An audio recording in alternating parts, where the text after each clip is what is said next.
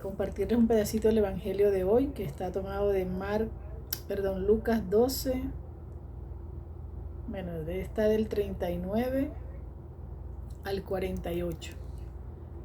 Pero yo, como les digo, siempre me quedo rumiando con un solo versículo, que está al final. Dice la palabra del Señor: entiendan bien esto, si el dueño de la casa supiera que ahora iba a llegar el ladrón, no lo dejaría abrir un boquete en su casa. Ustedes también estén preparados, porque cuando menos lo esperan llegará el Hijo del Hombre. Pedro le preguntó: Señor, ¿dices esta parábola por nosotros o por todos? El Señor contestó: ¿quién es el administrador fiel y prudente quien el Señor pondrá frente a su personal para que le reparta las raciones de comida a su tiempo? Dichoso aquel sirviente a quien su Señor al llegar lo encuentra actuando así. Les aseguro que le encomendará administrar todos sus bienes. Pero si el sirviente, pensando que su señor tarda en llegar, se pone a pegar a los muchachos y muchachas, a comer y beber y emborracharse, llegará el señor de aquel sirviente el día y a la hora menos esperado lo castigará y lo tratará como a los traidores. Aquel sirviente que, conociendo la voluntad de su señor, no prepara las cosas ni cumple lo mandado, recibirá un castigo severo. Pero aquel que sin saberlo cometa acciones dignas de castigo, será castigado con menos severidad. A quien mucho se le dio, mucho se le pedirá. A quien mucho se le confió, más se le exigirá. Palabra de Dios. Gloria a ti, Señor Jesús. Bueno, acordándome del padre John Mario que decía: bueno, y si llega la pelona, ¿cómo estás? Esa es una buena pregunta, mi hermano. No sé si tú has reflexionado con ella. Por eso nos toca estar al día. Yo siempre lo he dicho, ese perdón que tienes pendiente, y también en dar y en recibir, ¿no? Porque puede ser cualquiera de los dos. Yo me quedé con este pedacito que dice: a quien mucho se le dio, mucho se le pedirá. A quien mucho se le confió, mucho más se le dará. Incluso me acordaba que esta se parece a la parábola de los talentos. Me acordaba de la parábola de Mateo, que está en Mateo 25. Recuerde que el Señor repartió a 3 personas.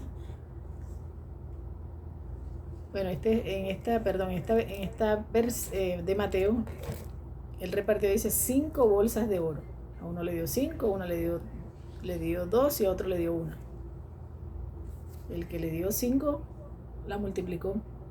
El que le dio 2 le dio 2 más. Y el que le dio una irresponsable la enterró. Y nosotros tenemos una responsabilidad enorme, mis hermanos, porque lo que por gracia hemos recibido tenemos que ponerlo a dar fruto. Sobre todo que eso no se puede guardar. Y ahí el asunto de esto. Hay que ponerla en ejercicio continuo y permanente al servicio del Señor.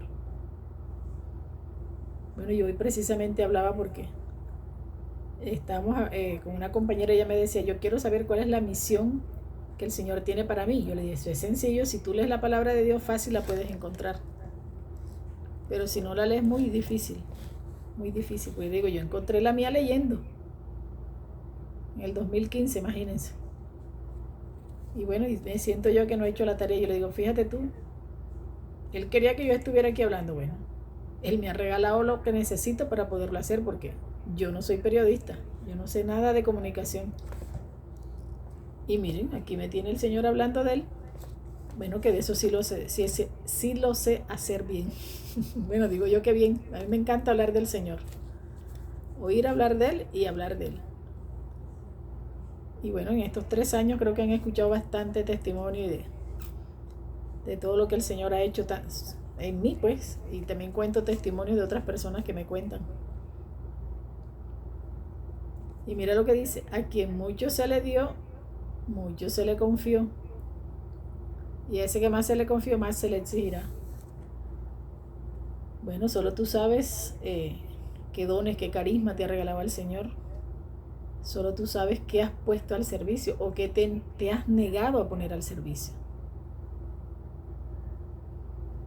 Yo digo, bueno, hoy precisamente hablaba yo de eso. Yo dije, bueno, el Señor me regaló el don de hablarle a la gente, porque yo desde pequeña, desde que estaba, me acuerdo que estaba en la primaria, yo decía, yo voy a ser psicóloga. Pero bueno, no se me dieron los medios y terminé estudiando contaduría. Que bueno, que en eso es que me he desempeñado toda la vida.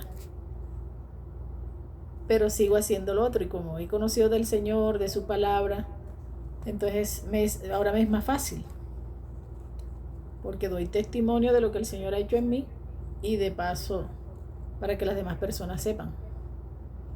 Y yo digo, todavía estoy atrasada, todavía no, me falta muchísimo. Ustedes saben que la conversión es permanente hasta el día que nos muramos,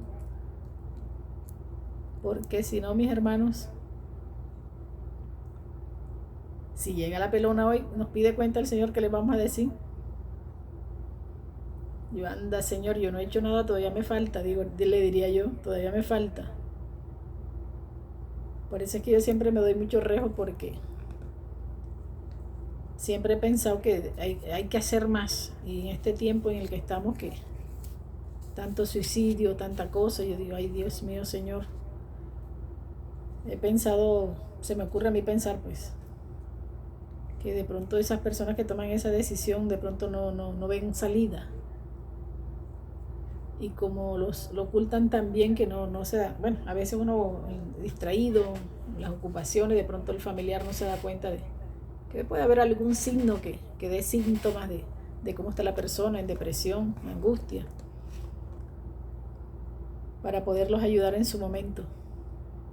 Pero bueno, que el Señor nos regale esa gracia de poder ayudar a todo el que necesita, y bueno, sobre todo que nosotros estemos dispuestos a escuchar, a ayudarlos a que puedan sobrellevar, que para Dios nada es imposible, y agarraditos de su mano salimos adelante y victoriosos.